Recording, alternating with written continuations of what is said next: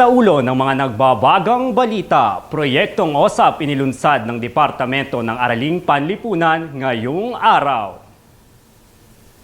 Ang Araling Panlipunan ay mahalagang bahagi ng pagbuo ng isang mag-aaral na nakikitaan ng ating pamahalaan na magiging isang mabuting mamamayan ng bansa na may kaalaman at aktibong nakikibahagi sa mga kasalukuyang isyung panlipunan. Dahil sa hangarin na makahubog ng mag-aaral na mapanuri, mapanagutan, produktibo, makakalikasan, makabansa, makatao na may pambansa at pandaigdigang pananaw at pagpapalaga sa mga usaping pangkasaysayan at panlipunan, bumuo ang Departamento ng Araling Panlipunan ng proyektong tatawaging OLP Social Awareness Program o OSAP. Ating alamin ang layunin ng programang ito mula sa ating Bayan Patroller, Isabel Valdez. Iza, pasok! Maraming salamat, JC. Ayon sa ating mga nakalap na ebidensya rito, ang layunin umano ng programang ito ay maipakita ng mga option Polinian ang kanilang kaalaman sa iba't ibang lokal at global na usapin. Layunin din ito na mabigyan ng oportunidad ang mga option Polinian na makibahagi at makapagbigay ambag sa pagbabago ng komunidad, bansa at maging ng mundo. At panghuli, isama ang sarili sa mga gawaing nagpapalalim ng kamalayan at pag-unawa sa mga advokasya ng institusyon.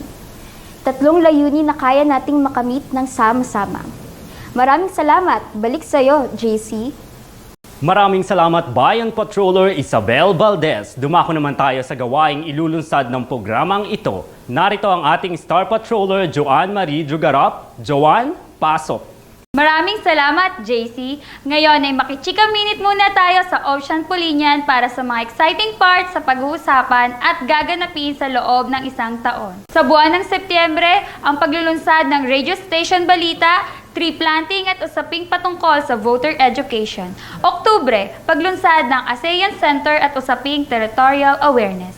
Nobyembre, usaping tungkol sa SOGI Bill at HIV/AIDS awareness. Disyembre, pagtatalakay sa literacy program. Enero, usaping human rights. Pebrero, pagtalakay sa economic at financial literacy. Marso, usaping sumasaklaw sa women empowerment. At ang panghuli, buwan ng Abril, ang pagtalakay sa usapin ng mental health awareness. Makakaasa kayong magiging masaya at produktibo ang programang ito. Balik sa iyo, JC. Maraming salamat, Star Patroller Joanne Marie Jugarap. Muli, isang pag-anyaya sa lahat na makiisa at makibahagi sa layunin ng proyektong OSAP tungo sa tagumpay ng hinaharap. Ako ang inyong AP Patroller JC Royeca, kasama ang buong Departamento ng Araling Panlipunan, basta soksay mahusay. Muli, ito ang Balitang OSAP.